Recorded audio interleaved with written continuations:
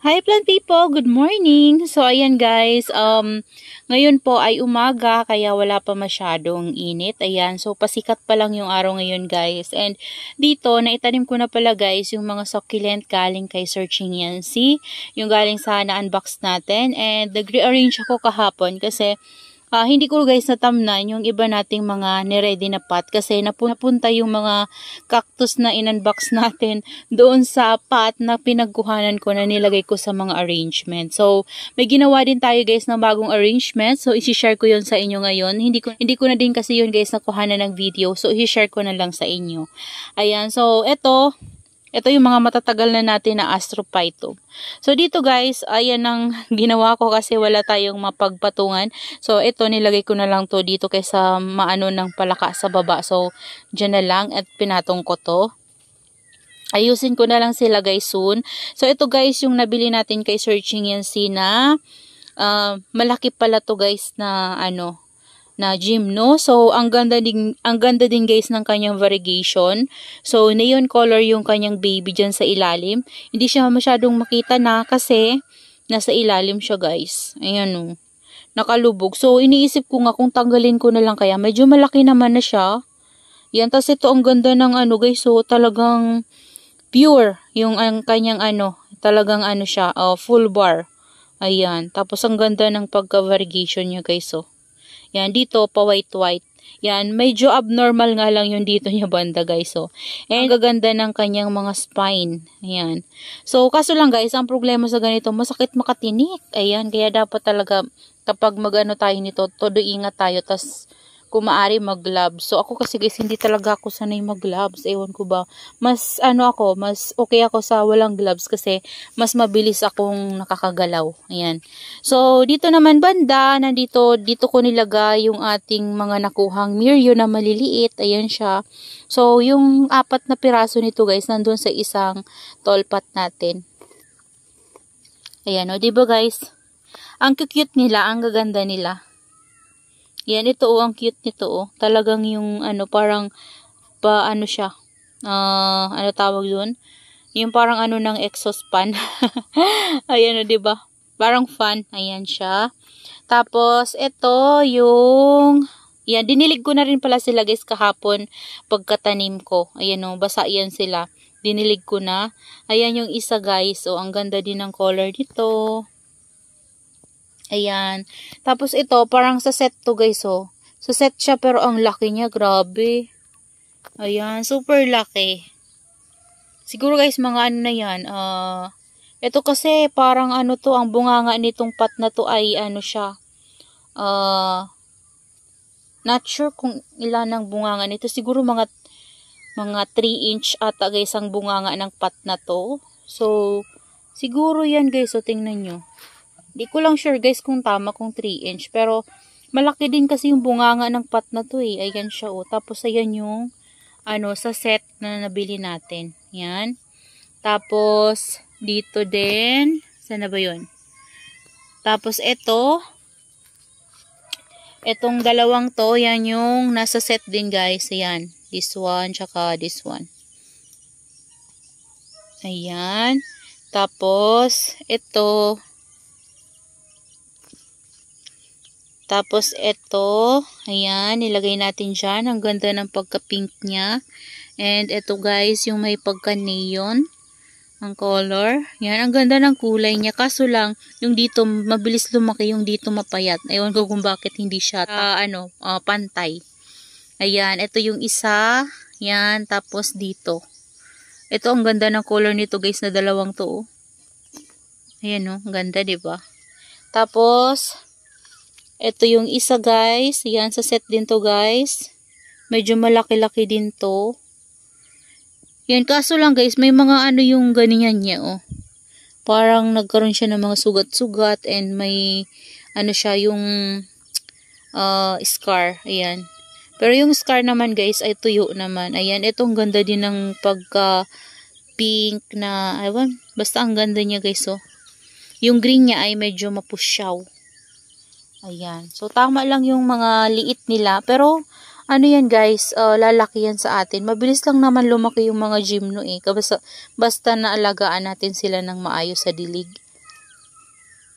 Ito din, color yellow. So, gusto ko ngayon guys ay yellow naman kasi yung ating mga ano, 'di ba? Mga gymno dito ay halos kung makikita nyo, mga pink-pink. Ayan, pink and red yung mga kadalasan na makikita nyo dito sa aking mga gymno. Kasi yun yung gustong-gusto ko dati, pink. Tapos, ngayon, parang gusto ko silang haluan ng ibang color. Yun naman yung yellow. Para, ano guys, so, para magandang tingnan. Yan, iba-iba sila ng kulay. Yan, yung iba naman ay dito ko nilagay. Yan, ito kasi kinuhanan ko to ng, ito siya guys. Ito, tsaka ito.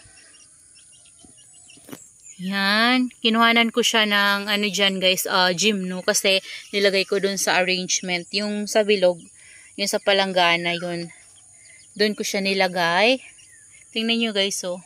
Pa-open pa yung ating, ano, Astro. So, ano yan guys, pangalawang open na yan ngayon. So, dito naman yung 4. Ayan, 4 yung nilagay ko dyan sa pot na yan. Yan, oh. So, dito naman guys, dito yung ating mga 5 ribs na Astro na nabili kay sir. So dito dalawa lang yung nalagay ko kasi doon nilagay ko yung 3. Ayan, and dito naman guys, dito ko nilagay yung 4 na piraso ng maliliit natin na Mirio. Ayan, napaka cute. O, diba guys, ayan siya. Yan. So yan yung mga natanim natin na Astro and then gymno. So, dito naman guys, ito yung isi-share ko sa inyo na ginawa kong arrangement. Yan, kahapon ko to guys ginawa. So, ayan siya. Ito yung, ano, pinropagate ko to na Mendoza. So, ito yung pot na malaki na square, diba yung tinaniman natin ng puro Echeveria lang na succulent. So, ginawa ko, naisipan ko na lang na ayusin siya at para mas maganda din siyang tingnan. Ayan, ito, nilagay, dito ko pa rin guys, nilagay yung mga succulents na dating nandito. Yan, tapos yung Mendoza, diba, dito ko rin siya tinanim dati. So, dyan ko pa rin siya guys nilagay. Pero yung iba, nandun sa, ano, sa separate pot, tinanim ko sila sa ibang pot kasi hindi sila kasya. So, pinuno ko lang yung side na yan.